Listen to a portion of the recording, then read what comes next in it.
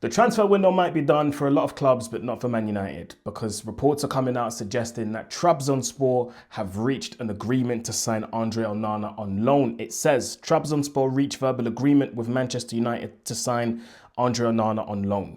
Club-to-club verbal agreement in place, and final decision is now up to Onana. It's only up to the goalkeeper, and this is from Fabrizio Romano. I knew that something was in the works. I knew that something was being done behind the scenes, because this one is one that needed to be done. Not just this year, but probably after the first season, because André Onana came to Man United with a big reputation, especially in that Champions League final that I personally watched. And I remember tweeting something along the lines of, I've seen enough. That Champions League final for me was enough to suggest, bring Onana to the club. His ball playing ability is second to none. He's got good reflexes. He goes to ground very quickly. I think by that time I'd watched a couple of Inter Milan games as well to kind of gauge what he's like, to kind of see what he's like. And I was thinking, with the way Erik ten Hag wants to play, this is perfect, right? And literally in his first game, Onana commits a mistake. He's far away from his goal line. The other team that we played against, they get the ball on the halfway line. Long ball over the top. Onana tries to run back to try and save it.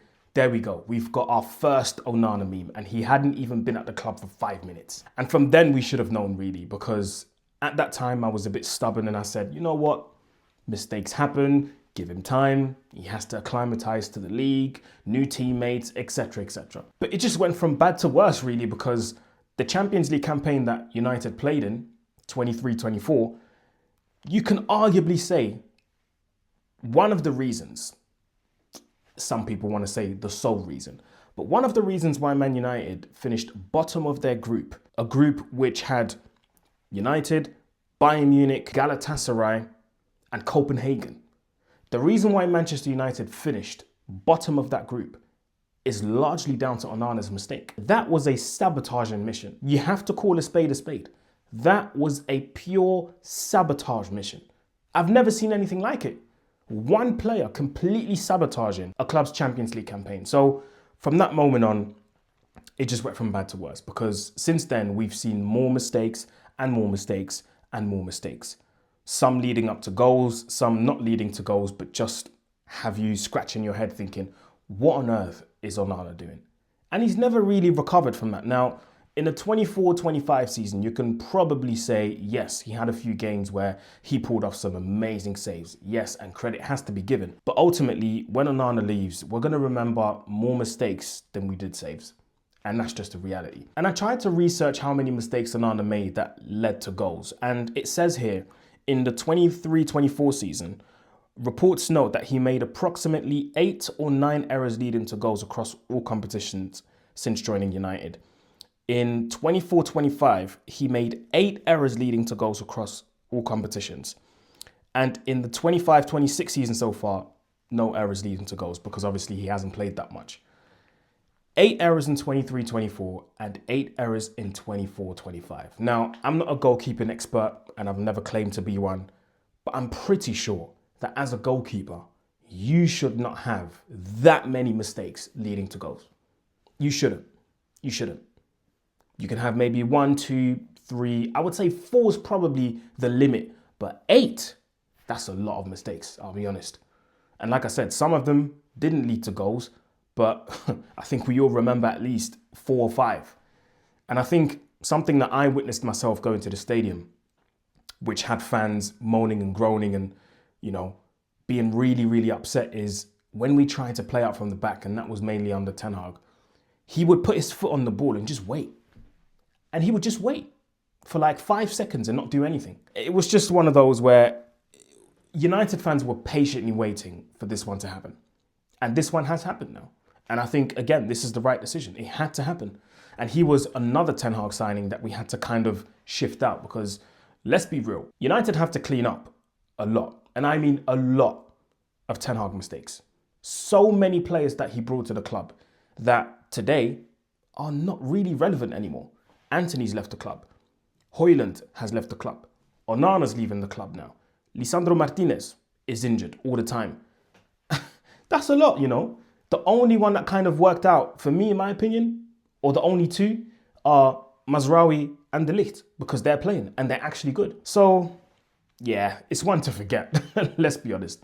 It's one in 10 years you'll look back at and say he was probably one of Manchester United's worst signing in their history, because this one did not work out whatsoever. And I want to bring it to INEOS, because a lot of people have criticized INEOS mainly for stuff that doesn't really have to do directly with football on the pitch.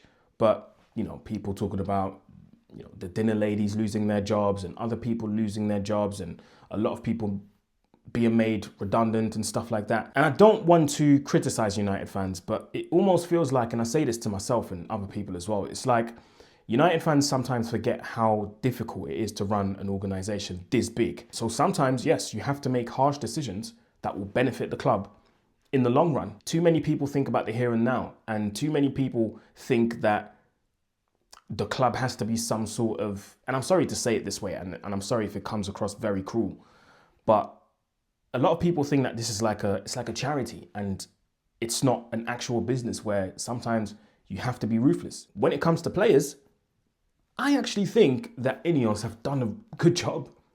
I'll be honest with you guys. You look at some of the outgoings. Now, when it comes to incomings, fair enough. Nowhere near good enough. But those things can still be rectified in the January transfer window. And who knows, next summer, according to who's going to be in charge, Amarim or somebody else, that remains to be seen. But when it comes to outgoings, and not just the outgoings, people, but you look at the type of deals that Man United, INEOS, have been able to make. I look at that and I'm going, INEOS have actually not done a bad job. And I want to list some of these deals, right? Because this has to be talked about. You look at the Antony deal, for example. Antony to Real Betis, here we go. 22 million plus 3 million fee to Manchester United. Manchester United will have a 50% sell-on clause on profit for future sales. 50%. Do you know what that is, people? So let's just suggest, for people that don't understand, you have to put it into context. Let's say Antony now has a fantastic season with Real Betis. Shells it. They qualify for Champions League. Next season, same thing. Real Madrid or Barcelona come knocking on the door. Real Betis ask for 80 million again. Man United are going to get 50% of that. That is brilliant business. I'm sorry, but that is fantastic business. Let's look at the Marcus Rashford deal.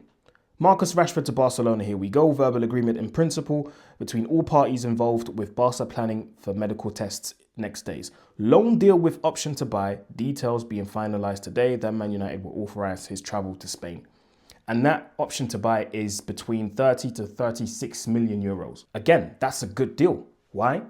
Marcus Rashford obviously comes from Carrington, the Man United Academy, so that's pure profit. Let's have a look at the Jadon Sancho deal. Jadon Sancho to Aston Villa, here we go. Deal in place on initial loan from Man United. Green light from United and deal being sealed. Formal steps to follow. Sancho will join AVFC. And it came out after that Aston Villa are taking care of 80% of the wages plus 20 based on performances. Again, that is brilliant business. Do you know how crazy this is for Aston Villa to take care of 80% of their wages, or 80% of Sancho's wages? The same way they did with Marcus Rashford. Listen, that's good business to me. Let's have a look at the Rasmus Højlund deal. Rasmus Højlund to Napoli, here we go. Loan deal for 6 million fee with buy option clause to become mandatory under certain conditions, worth 44 million. It's basically an obligation to buy, if you want to see it that way. Again, brilliant business, because who would have thought that Man United would be able to get rid of Rasmus Højlund with the 2 seasons that he's had at the club? Brilliant business for me. And the last one, Garnacho to Chelsea. A deal worth £40 million. A £40 million package. Again, pure profit. Garnacho came through Carrington, the Man United Academy. That's good business, considering the fact that nowadays all of these youngsters are going for 50, 55, 60 even for some. £40 million is not a bad fee for someone like Garnacho. Again, looking at the season he's had now. So for all the criticism that people want to give INEOS, I'm looking at some of these outgoings and I'm going, that is fantastic business, because the previous regime would not have been able to sell the way INEOS sold and put in these clauses the way INEOS did. And now they've managed to find something for Onana as well. going to Trabzonspor on loan. As you know, the Turkish transfer window is still open. Honestly, looking at all of that, it has me sat down going, okay, show me what else you got. I'm interested in hearing what you have to say. And with Sen Lammens now at the club, we've got 3 goalkeepers. One's just left the club. Sen Lammens, probably number 1. Bayındır, number 2. And Tom Heaton is still number 3. Let's see what happens. I'm actually glad that a goalkeeper came in and not many people know what he's all about. And we're all going to discover what he can and can't do. Of course, people are going to throw around that cliche. He's never played in the Premier League. Yeah, cool story, bro. He's here now. Let's wait and see what he can and can't do. So let me know what you think in the comment section, people. What do you think of Manchester United's outgoing in this transfer window? What do you think of the incomings? I know I haven't done a video since I went to Morocco for the week and came back. So here I am back in the UK, back on the content on YouTube. If you want to know all about what I did in Morocco, please head over to my social media channels, my social media platforms, Instagram, TikTok, and you'll find everything on there. Until then, people, like, share, comment, subscribe. It's road to 20K closing in on 19. Onana has left the football club. Until then, people, I will see you soon. Peace.